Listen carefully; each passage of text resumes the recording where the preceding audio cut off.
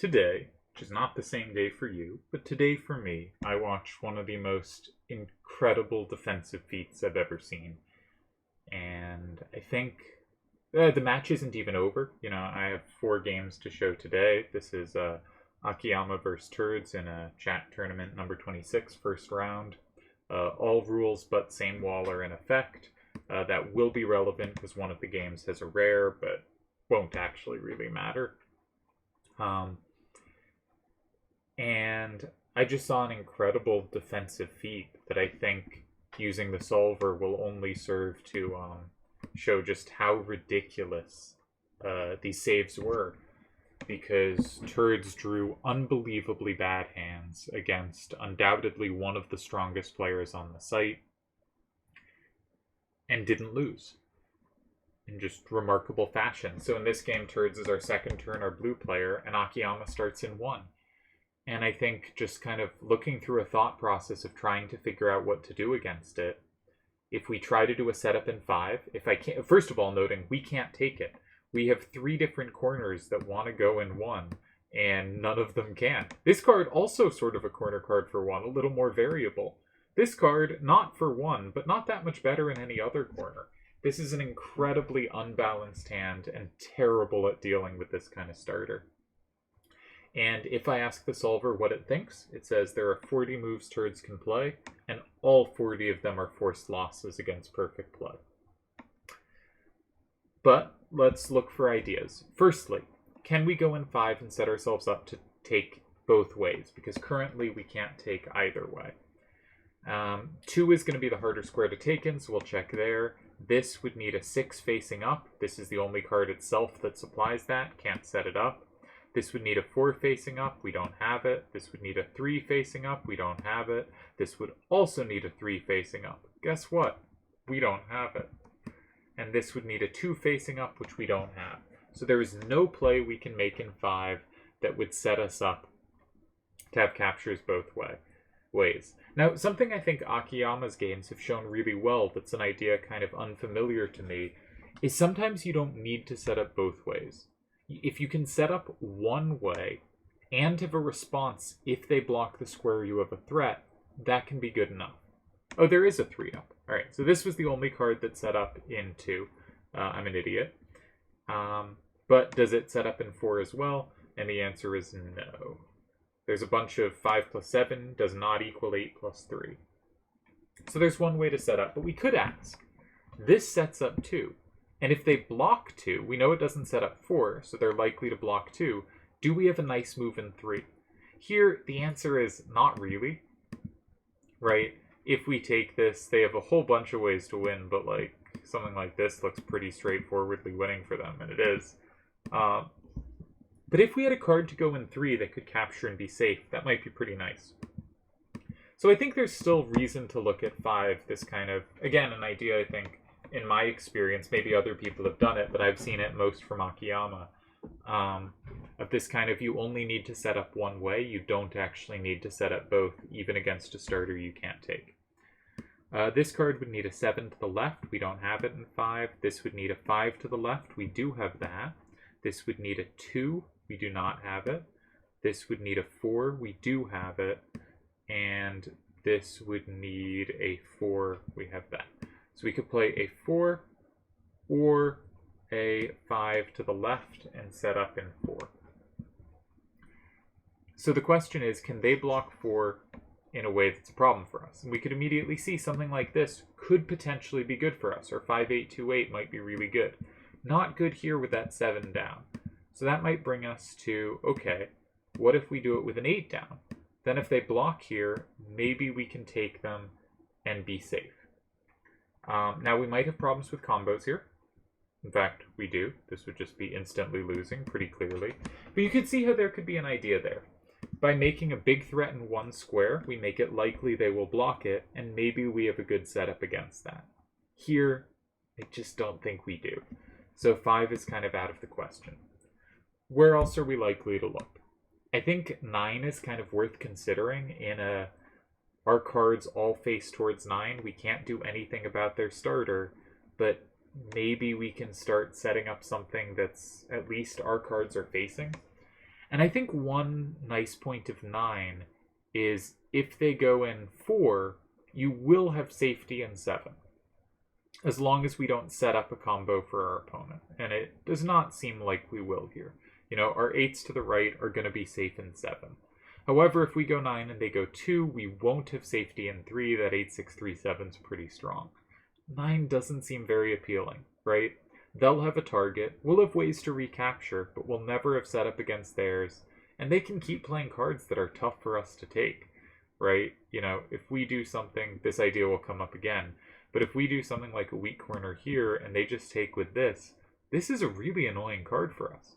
Our only captures are all comboed back. So it's just going to be so tough to take their stuff. I don't know. I think the next thing you do is look for kind of safety. Maybe adjacent corners if you think you have a good L. For instance, their highest number to down is a 7, and their highest number to the right is a 6. So if we had something where we could go here, force them to go in 5, take back in 6, but we have no recaptures in 6. The only card we can recapture is this, and we can't let that out of our hand. It's the only thing that does anything different. Similarly, like anything we put in 7 is just a nightmare for us to recapture. So I think adjacent corners are kind of out. If we were going to go in a far side, we'd really want to control the squares next to it. We kind of just... Maybe we could go 8? Maybe this kind of move has like a little reason to it, in that we do control anything they could put in 7 or 9. But I think if they played 2, we'd just feel terrible here. Again, it's just... I mean, all 40 moves lose, right? We're just looking for an idea to complicate. And I think Turdz ends up with, what I was looking at too, actually watching, was just play for safety. Now, I didn't think this worked, and I don't think he thought it did either, and it doesn't. But I do think it's the best choice in a sea of terrible choices. My first instinct as to why it didn't work was this. Because I thought, I don't need to block 4 because you have no threat in 4. And you can't play ever in 3 or 5 without being hugely susceptible to combos unless you use 5-8, 2-8. But I think the idea kind of putters out because I don't actually want to block 5, right? This gives you this combo, and my other capture gives you this combo. So I think it kind of doesn't work, and I think you can block 3 here. I also thought maybe you could block 9, but I don't think that works. Oh no, this does work as well. Okay. Solver makes analysis so much quicker. So there are a couple ways to tie there. That wasn't a great idea. The idea Akiyama went with is this, which ends up being very logical. We'll look at that. There are 2 winning ideas here. One that I think is kind of findable and one that I think isn't. The findable one is just going here, taking more safety. I think it can be really hard to decide between 3 and 4 in these structures, and I certainly don't blame anyone that picks the wrong one of them. But it does turn out 3 worked. And you know, as soon as you play it, looks really good. So okay, 3 works. 4 feels similar. The other winning move is really cool. It's just going in 8. And this sets up a big threat in 5 with 7-1-7-8. But also, this card is almost safe to Turdz' hand. His only capture, as we saw earlier, is samed back. His only captures. So it's kind of untouchable from 7. There is a capture from 9, but I assume this is good enough. That combo's very threatening, and also... Yeah, I assume that's the answer. Let's check. Oh, everything's the answer. Alright, that is one of many answers. So, yeah, just cool move. Cool move. Anyways, Akiyama goes in 4, and Turdz again has a difficult position, but he finds a saving move, and Akiyama after the game said he should have slowed down on his next move, but Turdz actually saved the game here, with a very nice just taking safety. There's a couple ways to hold a tie. They're all quite tricky. The solver likes this one. You know, how are we going to calculate this out properly? Very difficult to do. I thought this was interesting. You sack this card purely to get this. Though there's a couple ways to tie, actually. But all of them look so awkward. But I liked this one, because the 5-8-2-8 kind of is a dominant side-to-side sweeper, and the only thing it can't take and be safe to is this, which is covered by this, which happens to combo the extra card to get the tie. Very specific. A lot of lines are very specific and just so hard to calculate. So I think Turdz picked the best practical one. Akiyama now went in 3. And this is still a really tough position to save. My instinct was to go here. The big benefit is that 6 facing to the right is hard to take. So for instance, if they take it immediately, we can combo back, and this card in 5 actually only captures one thing. If they go here, I think we can again just take it, and they only take one thing. And if they go in 5, if they keep the 8-6-3-7, because it can capture our card, we can just block 9, and they don't have a capture. And if they go this way, we can't block 9 because they have a same or an overpowering, but we can go in 5, and critically, their 6 doesn't beat our 6. But this doesn't quite work because they can go in 6, and that sets up a same in 5, the 8-6 facing up and facing right. So that one doesn't quite work. Turns out this version does work because against this I can I have set myself up to have a plus in 5, so I'm flipping 4, which flips 1 as well. So it survives. But Turdz found a different tie, really nice. The only other tie, 4-6-8, 4-6, with the point that 5-8-2-8 controls just everything beautifully. And if you try to set up something like this, it is comboed back, and there's no captures at the end. So weird when there's no captures at the end there in 5, but so many lines rely on it. Very specific, very nice save from Turdz. I believe the game ended like this, and we have our tie in game 1. And so, in kind of incredible fashion, with a truly terrible hand, 4 out of 5 cards for the same corner, against a move that was a forced win with perfect play. You may have just heard my cat meow. Manages to hold a tie. And that's pretty incredible. But Turdz was not done. And I'm going to skip to game 3, because I think that was the other just incredible defensive effort. And I will start putting in the cards, all sneaky-like, while talking. But I thought just saving a game when you're lost by force. I remember in a chat tournament, I had a hand that was a forced loss against Akiyama, and I folded immediately, right? I put up absolutely no resistance. I made his path to the win really easy. And it is to say, you don't have to do that. You can have a hand that bad and have a chance to save it against anyone on the site. And you know, some days you're not going to save much better hands like that against someone because they're just perfect, but you really do have a chance. So this is another game where Turdz is on second turn and his hand is just all the same card. He has 8-5-8-2, he has 8-5-8-3, 8-3-7-6 is not that different. 8-5-6-6 is pretty different. Akiyama smartly began on the bottom. We have 4 different 8s facing up. This 5-7-7-5 can so easily sweep us in an endgame. I think just on that basis, any move in 8 or 9 is kind of just fundamentally terrible, because Akiyama can make it a down-facing game, and we're just going to get absolutely destroyed. 5-3-8-8 is kind of our only unique card, but note we also are terrible going to the right. We're pretty bad going to the left, very reliant on the one card. You might think, okay, but we're good going down. We have 3 8s going down. But that doesn't even mean we can take their 8s going up, right? Their 8-7-6-1 is almost safe to our hand. Their 8-4-7-6 has a good chance to in the future be safe to our hand.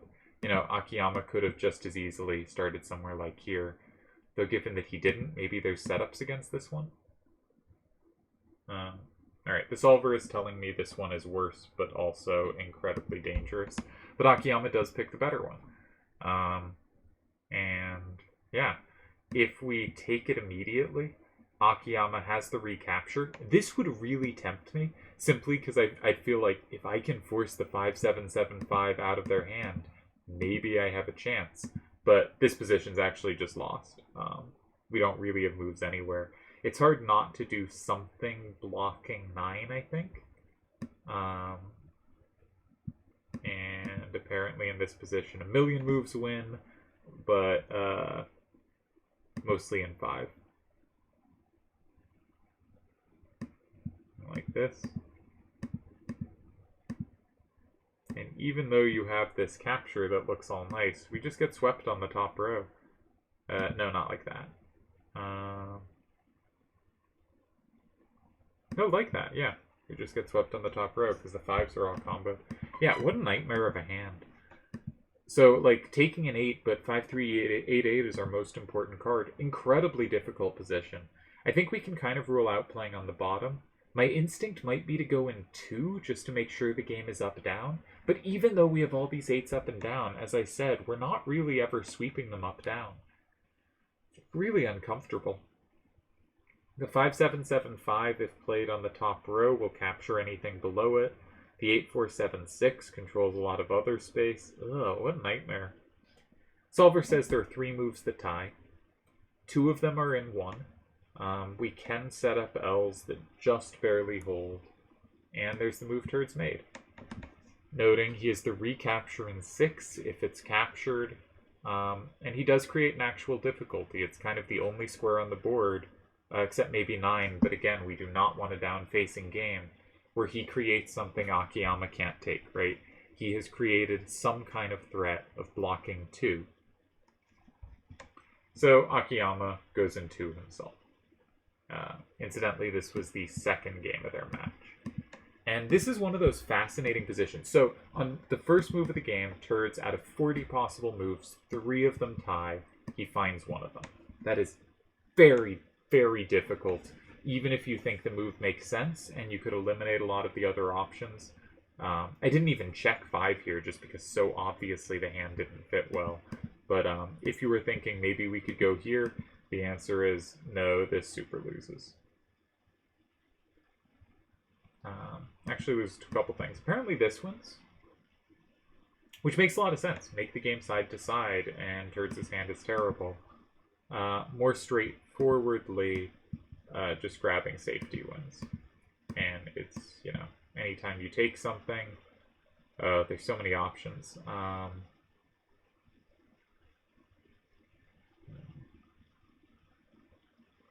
kind of want to just capture because you have all those 8s up. Is that right? That is right. Sweet. Because you can't ever go in 6. Yeah, what do you do? If you play somewhere like 1, I think I don't care that I can't take it. I'm up 6-4. My 5-7-7-5. Yeah. So, what a horrid hand. So easy to lose. Turdz finds one of so few moves that doesn't lose. And in this position, out of 24 possible moves, Turdz has 5 that don't lose. And that seems like that should make it easier. But I don't think I've ever seen this before. All 5 moves that don't lose are in a different square. 5 of the 6 squares available, there is 1 tie-in, but each only has 1.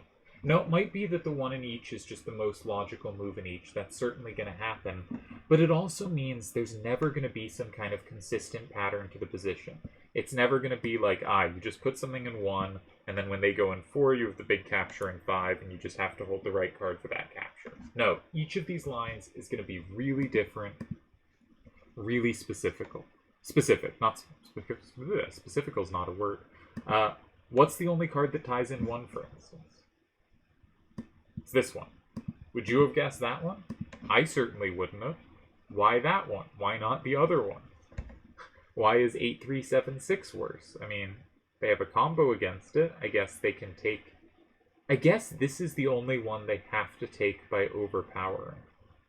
Oh, so this actually does make some sense, because we control a bunch of things through this threat.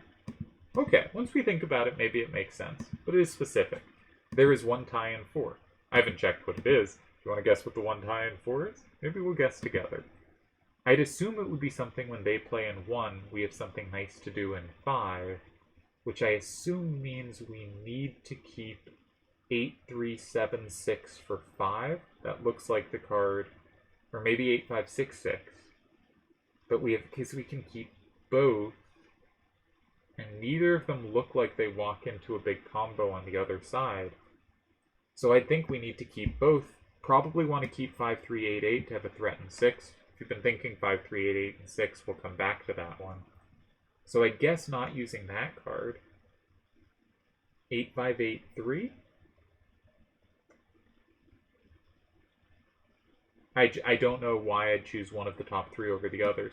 Probably 8583, just because it has no left, and so like I only need one of these cards for 5, but maybe I'll need the other one after to take it from 6. So I'm going to guess 8583 and 1. Am I correct? Nope, I'm wrong. Sorry, not 1. I meant 4. 8583 and 4. We're looking at moves in 4. Am I correct? No, I am wrong. Which one is the tie in 4? It is 8376, not 1. Keep clicking 1. Nope, not 5. You know, and we can calculate out why this ties and why the others don't, but like, what's the winning move against this one? They occupy 5. So we needed to have a threat in 1, which means we needed to keep on 8583. I wasn't even thinking about that. I've been pretty shaky the last few days. Okay, so we needed to use 8376 or 8566 because we had to keep 8583 for 1. I think we have to keep 5388 for 6. And we have to keep one of these 2 cards, but of course we're guaranteed to. But why does this one not work? Okay. You just take it, and 8476 actually is close enough to sweeping me because this doesn't have a capture. So if we tried it in the other line, 8376, and they go 1858 there, and I play the capture,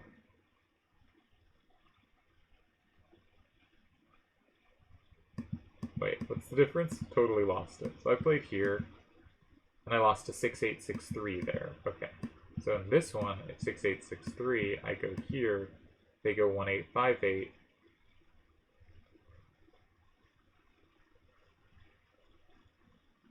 They sweep me. So I can't go 5.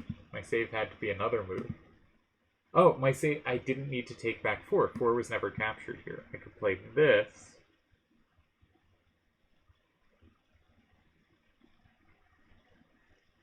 And it critically plus walls a 5 at the end.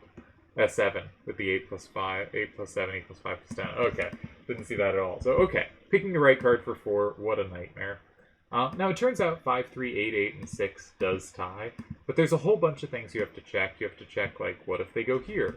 You have to check, what if they go here? There's a lot to check. I don't blame someone for being scared off this. It is the logical-looking move to make, and this actually loses to a lot of things. Just gets taken. Okay, so, okay, maybe I was saying silly things. So maybe this one's a fairly clear tie. There's also a tie in 8. You want to guess which card it is? I have no idea. I'm going to cheat and look. It's this one. Why this one versus the others? Well, I guess it makes sense to hold 8376, so we have a threat in 5, but to be honest, no idea. There is no tie in 9. Turdz ends up playing the only move that ties in 5, a fun move, setting up so much combo potential for both players. You know, 5, 3, 8, 8, and 6 gets even better. But 8, 5, 6, 6, and 8 can be relevant. 5, 3, 8, 8, and 4 now is the same, so Turdz actually has play against the starter. Because any combos through 5 are so likely to flip 2, which is likely to flip 3, combo potential on that card becomes really high value. Turns out this move does tie. Akiyama does a long thing, comes up with a really nice creative move, complicating in 9. There's actually only one tie here for Turdz, but again, his defense was just immaculate. If we block here, we can see a problem. Akiyama has set himself up to have a combo in 8. Now we have the big combo back we've been preparing, and that does win there. Sorry, that wasn't the problem. Problem is, yeah, that if you I guess you just lose 6-4. But if that had flipped 5, that would flip 2, and 6-8, 6-3 with the 8 and 3 is the plus wall against the 5. I'm sure there was a line that showed up. I guess it wasn't this one. But going in 6 there loses. You know, you stick a different card in 6. I assume that loses the same way. So you go, okay, they have this big threat in 8. We block 8. But as soon as you block 8, they just can take stuff. And the problem is your combo back here doesn't matter because they have that plus wall against the card in 2, right? They're only flipping the card in 4, but they're plus wall in 2. That hits 3, that hits 6, that hits 5. That's enough. So you can't really block 8. Blocking 6 just kind of, or 4 just kind of gives them more squares to have potential combos. I'd be tempted to combo immediately. I assume that's good enough. Yeah, it is. Because if you combo back, I have the combo at the end. Ugh, what a nightmare. Turdz finds the only tie in 1. And this is, again, so close to losing. Akiyama notes, okay. 6-8, 6-3 is really good in 8. 1-8, 5-8 is good in 6. Neither card is good in both, but 6-8, 6-3 also pretty good in 4. So I'll play 1-8, 5-8 first and keep 6-8, 6-3, which is better in the 2 remaining squares. But Turdz can combo back in 8, and this doesn't combo anything, so it only flips back 2. Oh, what a nightmare of a game to save, man. Turdz was mentioning, because I have this sort of theory that basically if players face 2 or 3 incredibly difficult positions, they get pressed 2 or 3 times, they're just going to fold. And this is really borne out by tournament practice, that basically almost everyone who has been significantly behind, whether or not they were lost more than a game or 2 of a match, as soon as they are pressed again, they lose. It's easy to have gambler's fallacy here and count this wrong, but almost no one has survived 3 presses. People have survived more balanced games than that. And if you think, of course people have, we should also realize, there are only 5 or 6 matches in, all of Triad Wars that extended kind of 3 or 4 games or more. And a bunch of them were kind of level most of the way. Or a few of them were. So if a match goes 5 games and 2 or 3 of them are level, right, that does mean that the first or second time one of the players is getting pressed, they're buckling under the pressure, they're losing. It's really hard to survive multiple games when you're behind. And one of the reasons I'm kind of proud of Triad Wars versus Nephilim is I think in Nephilim I essentially played from ahead every game. I had advantages out of card select and out of the first couple moves in basically every game of the tournament. Some exceptions against Acela in the semifinals.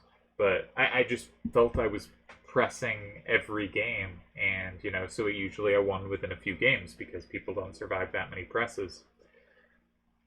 Triad Wars did not go like that. I felt I was under pressure most of the games that were played. Crescent really had me on the back foot. I was very lucky there. Selder, I think I got pressed once and had a couple balanced games. Tezuka, I was pressed once, but easily could have been pressed a second time and felt really shaky. And then in the finals, Akiyama got 1 or 2 presses against me, but I think I folded to one of them. I think I was lost in one of them. So I'm kind of proud that I tended to play from behind very well there and ended up advancing through lots of rounds in games that I thought I was behind much of those games. But it is also to say, you get pressed more than a couple times in a match, you're probably going to lose. I don't know what the conclusion there is. If the conclusion is get better at defense, if you're someone who doesn't fold in 2 presses, but you fold every 4 presses instead of every 2, you'll have a huge advantage over the field. Or if it's just to say, no one can... It's just so hard to defend bad positions more than 1 or 2 games. And you got to figure out how to not fall behind early. I don't know what the takeaway is. Is the takeaway that kind of the last 5 moves of the game, you got to get better at calculating them because you could save a lot of games that other people aren't saving? Or is the conclusion, got to get better at the first couple moves of the game because everyone's going to fold within a couple presses and you just got to be the person pressing? And if they're making the better early moves and you're falling behind, you're just going to lose that match. I think there's a case for both, obviously. Probably the truth is something that includes both. But this is another just ridiculous save from Turdz. The other games, I haven't looked at game 4 yet, so we'll check the other two, probably in a little less detail. So we've checked games 1 and 3, when in game 1, Turdz took a position where the solver says you were lost from move 1 against arguably the best player on the site, or one of the best players on the site, and managed to hold the tie. And then in the second game, which he thought was an even harder random, the first game he had all corners for the same corner. The second one, he had all these up-downs that were not only didn't work well together and were really redundant, but were kind of really well controlled by Akiyama's hand. And that one might have been even tougher. He found one of 3 ties on move 1. There were 5 ties for him available on move 2, but they were not easy. It was a tricky version of 5 ties, and he was left because Akiyama found a very nice move to make it tricky at the end. He had to find exactly one move at the very end, and did find it. The very end being move 6. So, again, this is not because his opponent is weak. His opponent here is incredible, and yet he's managing to hold these games. Here, for the first time, he has first turn. He starts with a weak corner. I hate Mog, the 4-2-2A. He sent a message, I remember, saying, gotta remember, no same wall. My solver will think there's same wall, but Mog will get out of the hand soon, and it doesn't really affect much. Like, sure, if this goes here, there's a same wall that isn't on, but lazy to check the rules. As I think is often the case, Akiyama goes in 5.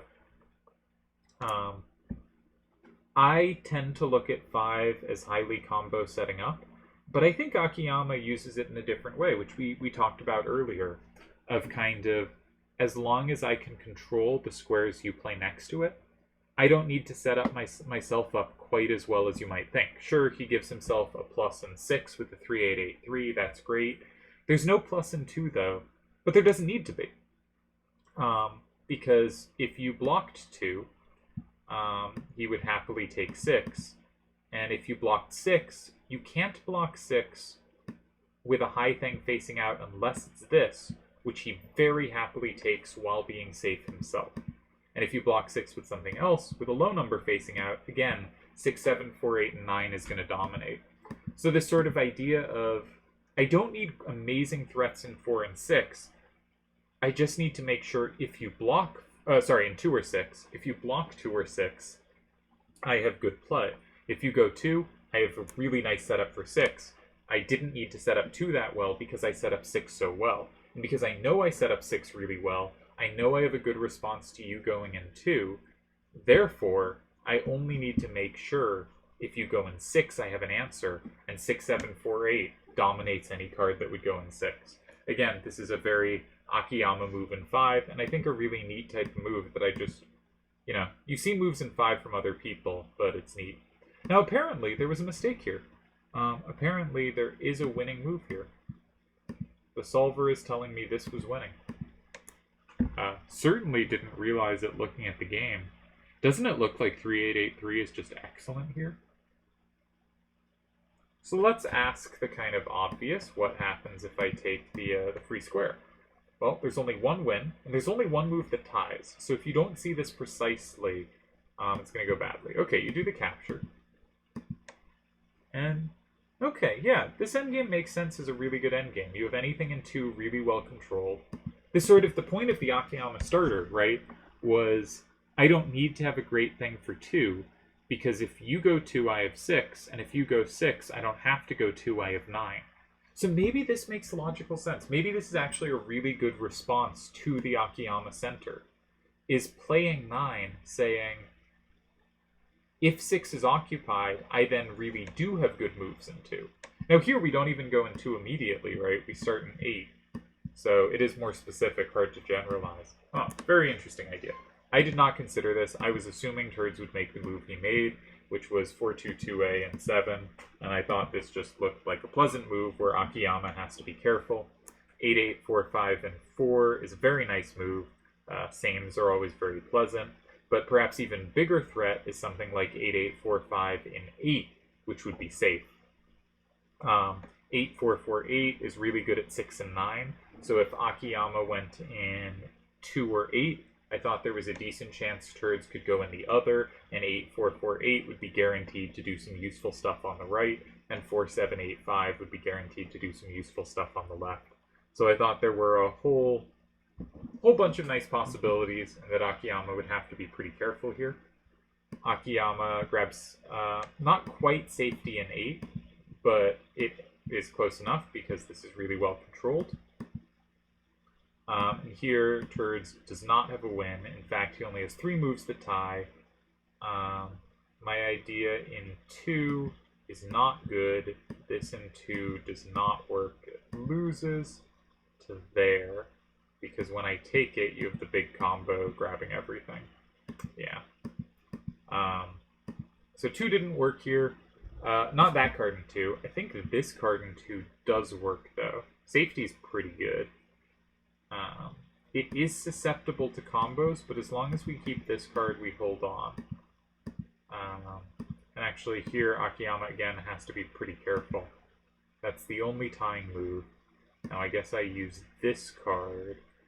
No, I can't use this card, because then you capture this way. Now I am safe in 2, so it's probably this is the tie, because nothing can be captured. Yeah. Interesting. Normally I've checked the games in advance, so I'll hopefully sound smarter, or at least checked the lines that came to mind. But, you know, sometimes we're just wondering and didn't think too closely about the game. But Turdz ended up going with the other move that seemed normal, going in 4, and this was a very nice move. Akiyama does what he can to make it tricky, as he always does. He goes 4-7, 6-7, and 1. There's only one tie here. We have to get the captures kind of right. Like if you start here, you kept the right card for the corner, maybe, but not really, because it can't capture an 8. Now the 4-7-8-5 can capture an 8, so you have to do it this way, when your point is you actually combo that back for the tie, or if they go here, you don't flip anything, but you still get the tie. So Turdz gets the tie. Really interesting, this idea. I do wonder if that is kind of a logical path against the Akiyama center play. Again, this kind of center play where you're not really looking to have both of 2 and 6. You're just saying, I have 1 really well, and if you block that one, I have 9. Saying, I have 6, I have really good play in 6, I don't need to have great play in 2. I don't even mind that you also have a card that's a big plus in 6, as long as that card isn't good in other squares like in 2. I just need to give myself 1 really good square, and make sure if you block that square, I can punish hard. I just think that's a fascinating idea, of just, I play in 5, but I'm only really trying to set up 6. I'm saying I have 6, and you don't, and I only need 1 good square. And Akiyama has won and tied a lot of games from difficult or advantageous positions by doing stuff like this. And I wonder if this is something of a remedy, not like this move in all positions, but if he's saying, I have 6, and if you go 6, I have 9, if you say, okay, I'm going to block 9. It's an interesting idea, just conceptually. Okay, there's one more game of the match. I did not see this one at all.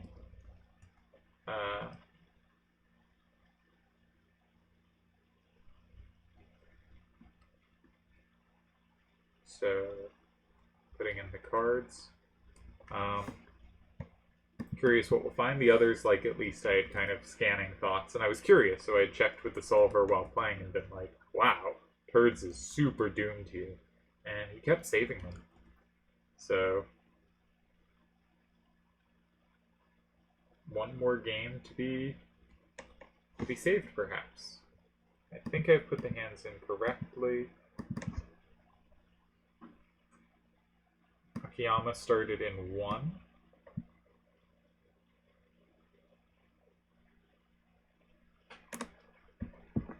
Alright.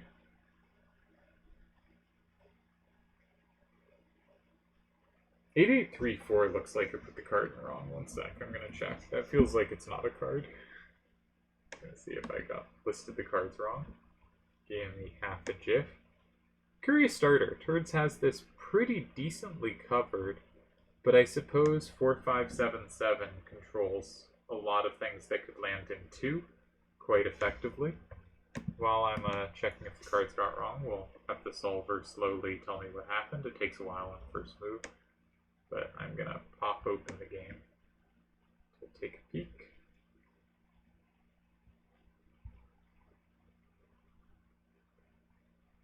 Yeah, it's 8845, not 8834. Alright, typed it in wrong. Let's correct that. And the rest looks good. Okay. We'll take a moment to correct that and see what we got. Starts in 1. I put an 8856. Oops. Alright. Having trouble hitting the right keys. Alright, so it starts in 1. Now, Turdz has a lot of ways to take this. He has nice ways to take in 4. You know, something like this in 2 is potentially comboable, but something like this in 2 might not be that much of a problem. There's, of course, a good recapture, but, you know, something like this looks probably like it's fine for second turn. Yeah. So that's favorable to second turn. I'd be tempted to just take it. Yeah, looks like that's a pretty good response. Yeah, with something like this. Couple possible ideas. Does this work? So that's a pretty good threat in 5, I think. No, this doesn't work at all. The threat in 5 is terrible, because you combo back. Didn't notice the 8 and the 4. Alright, so I found one of the ways to lose this one. Always a good move. Alright, this is probably the more logical version. This does look a lot better. Yeah, this one ties. Okay, yeah, not walking into massive combos while setting up a threat in 5 is preferable. Well, the move looks like a good move. So I think this position not as dangerous for Turdz. He goes 8853 here, which I think is an interesting way to get the 8853 out of his hand, because it's never really landing in 7 without being pretty well controlled by 7664. And here it's somewhere where maybe the 8 can pose a problem, though 4577 is a threat. But it also just seems like a card that might be dead, right? It is neither capture on the opponent's starter and finding a use for it. Every other card has a capture on the opponent's starter. The other cards are not so dominated combo-wise. Yeah, seems like a reasonable idea. I assume this is a solid move. Solver prefers my move, but also, like, the solver tends to like captures, right?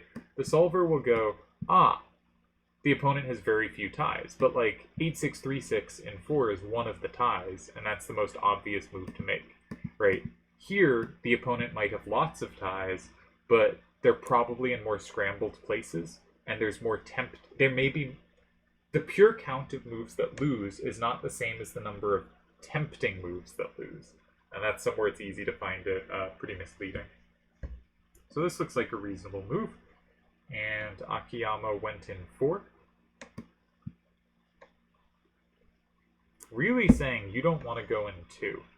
And for some of the moves in 2, now this is not the reason not to go there, I don't think.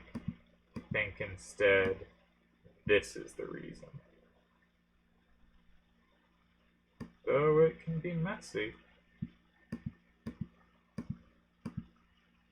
But I guess 4577 just sweeps the endgame. That's pretty cool.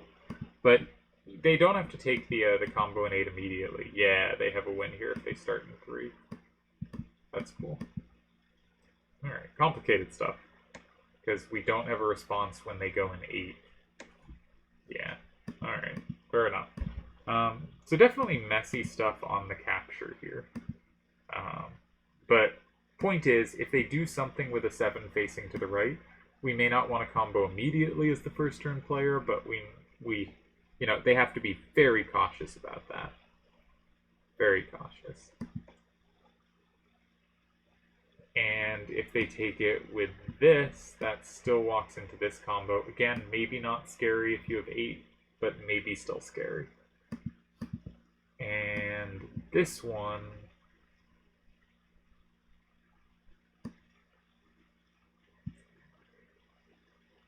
yeah, this just looks hard to meet.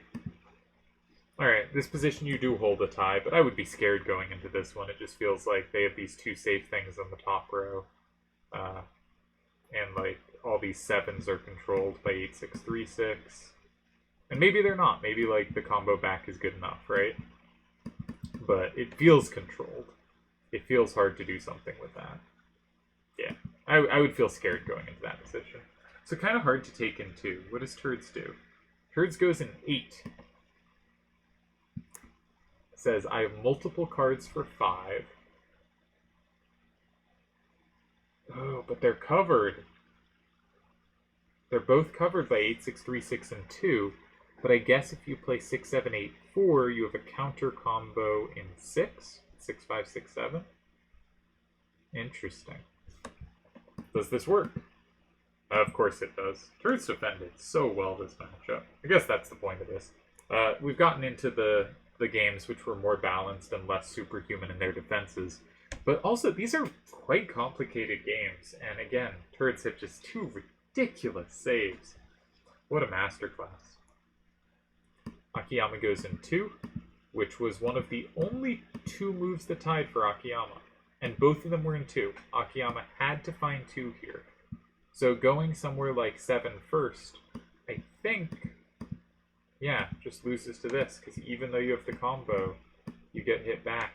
And even though you have 4, 5, 7, 7, which is like the best card you could ever ask for at the end there, it's not good enough. Yeah. Cool. And you can't go 5, then 6, 7, 8, 4, and 7 kills you. Had to find 2. Nice play by Akiyama. Turdz then takes 5. And again, Akiyama has to find 1 tie. Not the hardest move to find. He captures, and 4, 5, 7, 7 is a pretty fantastic card to have here. So we go in 3. He did it with 6, 6, 8, 4, and we have a tie. Yeah. Alright. Well defended by both players. Here, Akiyama has to be very careful. 4, 7, 6, 7 seems like a great move in 8 then. Out of a hand that looked just like the others. I mean, not as bad as the others, but a little bit sketchy. Turdz finds a really nice way to not just keep the game balanced, but really push for a win. Yeah. So when Turdz had a decent hand, Turdz found ways to put pressure on. And when Turdz had just kind of the worst hands you could imagine, he played perfectly to hold ties. Tremendous effort. No idea what's going to happen in this match. I think this is not even to take away from Akiyama. I think he's played great. This last game we just looked at, saving this, is by no means a given. Finding that, 2 is the only square that holds. Anytime that's the case and it's not like the obvious square like 7, it's just hard. You have to go through so many moves and calculate so much correctly. Yeah. So, kudos to both these players for playing some really cool games of Triple Triad. Apologies to the viewer for not really going in too much detail on the lines, but there's a lot to consider. So, yeah, hope you enjoyed this one. Just superb defense on really tough randoms. Hopefully inspires someone of kind of so many things can be saved even if they're unsavable.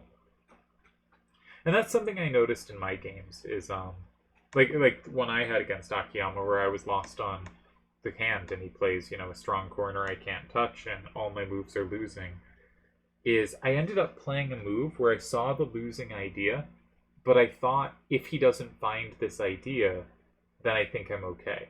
Now it turned out there were multiple winning ideas for him, but he just played the winning idea instantly. It wasn't difficult to find. It was a card that was just safe, and obviously I had no play after. And so I didn't create any complications. And something I've noticed, I think, both Deli and Turdz have done better than me with these difficult randoms is often a card is just like a far corner just has a better chance. I played a center move in that game. A far side has a better chance. I know this is a lot of players' instincts. Sometimes an adjacent corner that looks really ugly is right. Like in the first game or the second game, he played 8-5-8-2 and 3 as a response to a starter in 7, but 8-5-8-2 and 1 also worked. Just with the point of it creates a threat in 4, and if they block 4, at least you can lock in something going in 2. And sometimes moves like that work. But generally speaking, in these positions where you're way behind, I think playing a distant move. Adjacent corner is kind of the closest you can get really of a shot, but far corner and far side are often the tools. Something where there isn't a clear path. And even if you have...